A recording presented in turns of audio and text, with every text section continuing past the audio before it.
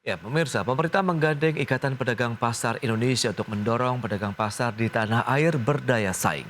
Langkah ini dilakukan untuk memastikan kegiatan ekonomi di dalam negeri terus meningkat di tengah ancaman krisis global. Pemerintah melalui Kementerian Ketenagakerjaan menjalin kerjasama dengan Perbankan Nasional dan Ikatan Pedagang Pasar Indonesia atau IKAPI untuk memajukan ekonomi nasional melalui pedagang pasar. Sebab pedagang pasar termasuk salah satu komponen yang menjadi penopang perekonomian nasional dari ancaman krisis global pada tahun mendatang. Wakil Menteri Ketenagakerjaan Afrian Syah Nur menyebutkan, pedagang pasar merupakan salah satu tanggung jawab pemerintah di sektor pekerja informal yang diharapkan peranannya dapat meningkat sebagai penopang ekonomi nasional. Sehingga nantinya pemerintah bersama Ikatan Pedagang Pasar berkolaborasi melalui sejumlah program, mulai dari tenaga kerja mandiri dan program padat karya. Karena pedagang pasar ini bagian daripada tenaga kerja yang sektor informal. Mereka usaha sendiri, berdikari sendiri dan mandiri. Nah, oleh karena itu saya akan bekerja sama dengan IKAPI di bawah kepemimpinan Pak Mansuri agar supaya kami Kementerian Tenaga Kerja ini bisa berkolaborasi dengan program-program Kementerian Tenaga Kerja. Seperti yang saya sebutkan tadi, tenaga kerja mandiri, kemudian padat karya. Di samping itu, Kemnaker juga menggandeng perbankan untuk memberikan fasilitas pembiayaan modal kerja hingga fasilitas kepemilikan rumah bagi pedagang, diantaranya melalui pemberian sejumlah stimulus berupa uang muka. BTN juga mensupport penuh pedagang pasar, baik untuk pembiayaan KPR, juga pembiayaan komersial yang lain, termasuk juga memberikan agen bank yang bisa membantu pedagang sekitarnya dan juga layanan perbankan lainnya. Sementara itu, pedagang pasar yang tergabung dalam Ikatan Pedagang Pasar Indonesia menyebut baik kolaborasi yang dilakukan pemerintah sebab masih banyak pedagang pasar yang belum memiliki rumah maupun fasilitas modal kerja. Selain itu, upaya ini sekaligus mendukung pemerintah dalam menjaga ketahanan pangan nasional. Dari Jakarta, Ade Firmansyah, IDX Channel.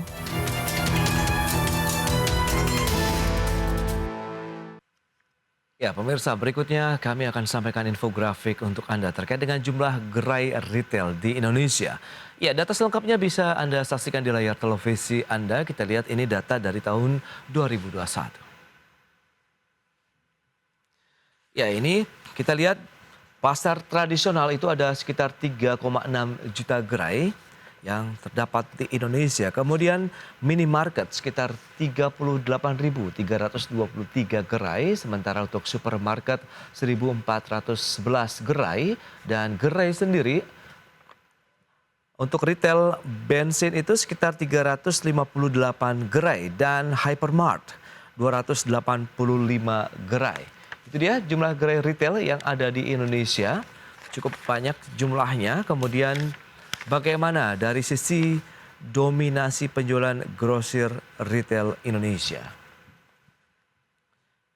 Ya, ini dia, kita lihat porsi terbesar memang masih dari pasar tradisional ya. Ini sekitar 53,59%. Kemudian disusul oleh minimarket 12,86%.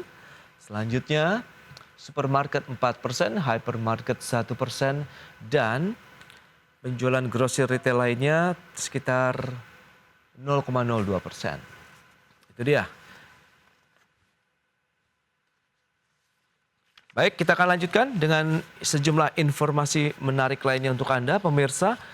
Meski fundamental ekonomi Indonesia masih baik, Menteri Keuangan Sri Mulyani mengingatkan bahwa guncangan perekonomian global diperkirakan berlangsung lama hingga tahun 2024 mendatang.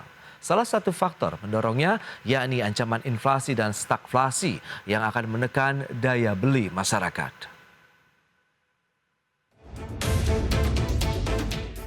Nasional dan konferensi tentang percepatan pemulihan ekonomi dan penguatan pembangunan berkelanjutan, Menteri Keuangan Sri Mulyani mengatakan dampak geopolitik tersebut menyebabkan jumlah harga pangan dan energi melonjak lebih tinggi dan menyulut lonjakan inflasi.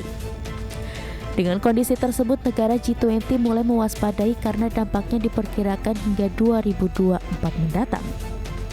Karena itulah para Menteri Keuangan dan Gubernur Bank Sentral negara G20 berkumpul untuk keempat kalinya di Washington DC, Amerika Serikat.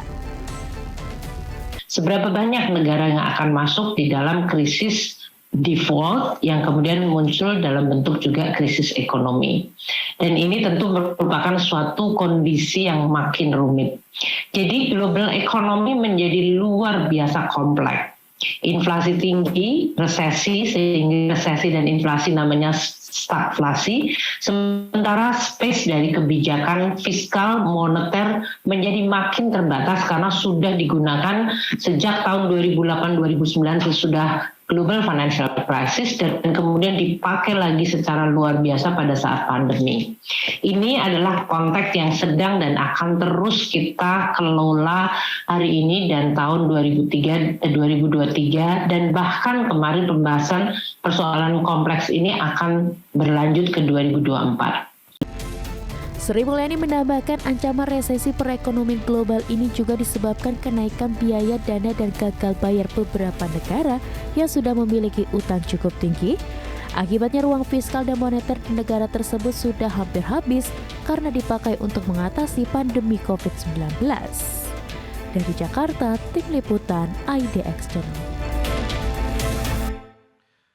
Ya, kita beralih ke informasi berikutnya. Satuan Kerja Khusus Pelaksana Kegiatan Usaha Hulu Minyak dan Gas Bumi atau SKK Migas memperkirakan harga minyak pada tahun 2023 mendatang akan mencapai $90 Amerika per barrel. Dan kondisi tersebut dipengaruhi oleh sejumlah isu global, salah satunya adalah konflik Rusia dan Ukraina yang belum usai. Kepala SKK Migas Dwi Sucipto mengakui kondisi global yang penuh dengan dinamika terkait sejumlah isu perekonomian membuat harga minyak dunia pada tahun 2023 mendatang akan sulit diprediksi. Apalagi konflik Rusia dan Ukraina yang belum selesai.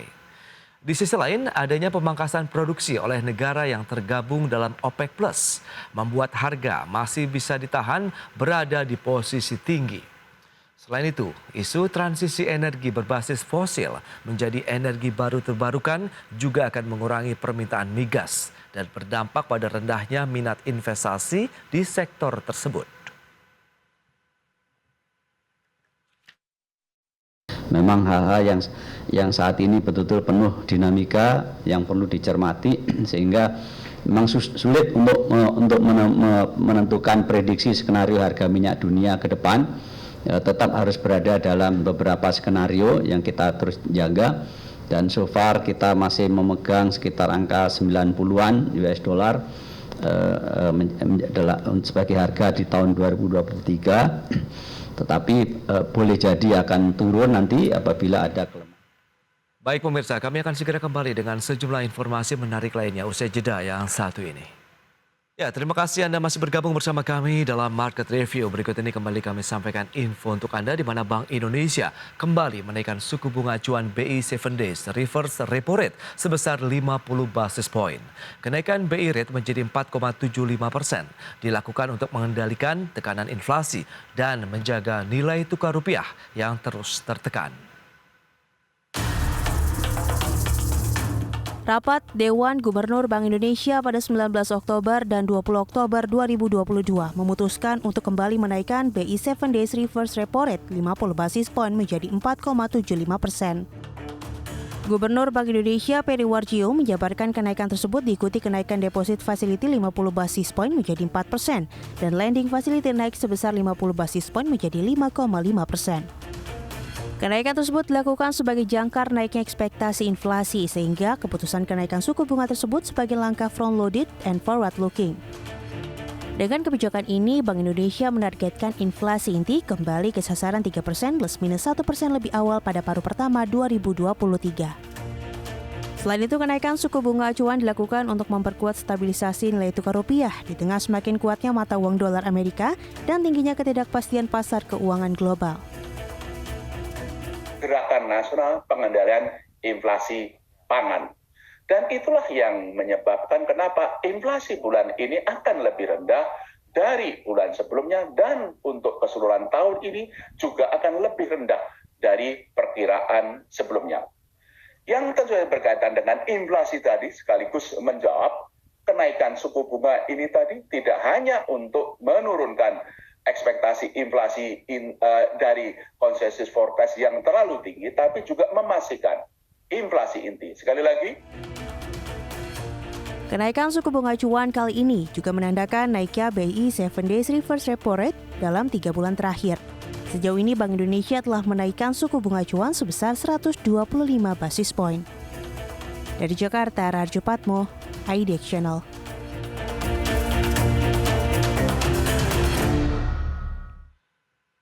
Ya, sementara itu langkah Bank Indonesia menaikkan suku bunga acuan ke level 4,75% sebagai upaya untuk meredam laju inflasi dipertanyakan banyak pihak. Dalam program Market Review, ekonom Badan Riset dan Inovasi Nasional Karunia Firdausi menilai Bank Indonesia perlu berhati-hati untuk memastikan laju inflasi dalam negeri cukup terkendali. Pasalnya, Indonesia juga termasuk dalam negara yang diprediksi akan mengalami resesi. Menurut Karunia Firdausi, semestinya dalam menaikkan suku bunga, dasar utamanya bukan pada tekanan dari negara-negara Eropa dan Amerika yang terlebih dahulu menaikkan suku bunga acuan. Namun perlu melihat kondisi dalam negeri, jangan sampai kenaikan suku bunga acuan malah mengancam iklim investasi dan juga mengancam sektor real. Cukup hati-hati untuk mengatakan bahwa terkendali dan seterusnya, karena kita juga termasuk dari negara-negara yang diperkirakan akan mengalami resesi, walaupun tidak 10 besar, ya, tetapi ada kemungkinan itu akan terjadi. Jadi maksud saya, di dalam menetapkan kebijakan untuk meningkatkan suku bunga, dasar utamanya bukan atau perhitungannya bukan pada tekanan dari negara-negara Eropa ataupun Amerika ya yang sudah menaikkan terlebih dahulu, tetapi dilihat kondisinya. Jangan sampai kenaikan suku bunga ini akan justru memperlemah upaya kita di dalam mendorong investasi domestik maupun dalam rangka mendorong sektor real. Ya, beralih ke informasi berikutnya pemirsa. Kementerian SDM memperkirakan cadangan energi Indonesia dari bahan bakar fosil bisa habis dalam 15 tahun ke depan. Untuk memenuhi kebutuhan dalam negeri, pemerintah telah mendorong pencarian sumber baru hingga terobosan konversi dari bahan bakar fosil ke energi lain yang bersih dan terbarukan. Kementerian SDM memperkirakan cadangan energi Indonesia dari bahan bakar fosil bisa habis dalam 15 tahun ke depan jika konsumsinya sebesar saat ini. Menurut perhitungan Menteri SDM Arifin Tasrif, pada 2060 Indonesia akan mengimpor 4,2 juta barel minyak per hari untuk memenuhi kebutuhan dalam negeri. Sementara saat ini sumur minyak Indonesia hanya mampu memproduksi 700.000 barel per hari dan di tingkat puncak bisa mencapai 1,2 juta barel per hari. Kondisi tersebut menandakan bahwa sumur minyak yang ada sudah mulai tua termakan usia. Untuk memenuhi kebutuhan dalam negeri, ada beberapa alternatif yang sudah diambil mulai dari pencairan sumur baru dan terobosan konversi dari bahan bakar fosil ke energi lain yang bersih dan terbarukan. Alternatif ya untuk mencari terobosan konversi dari fosil BBM ke energi lain yang bersih, yang terbarukan adalah menjadi tantangan kita di masa depan. Kementerian SDM mencatat Indonesia memiliki potensi sumber daya EBT lebih dari 400 gigawatt. Dari jumlah tersebut, baru dimanfaatkan sebesar 2,5% atau 10 gigawatt. Dari Jakarta, Tim Liputan, IDX Channel.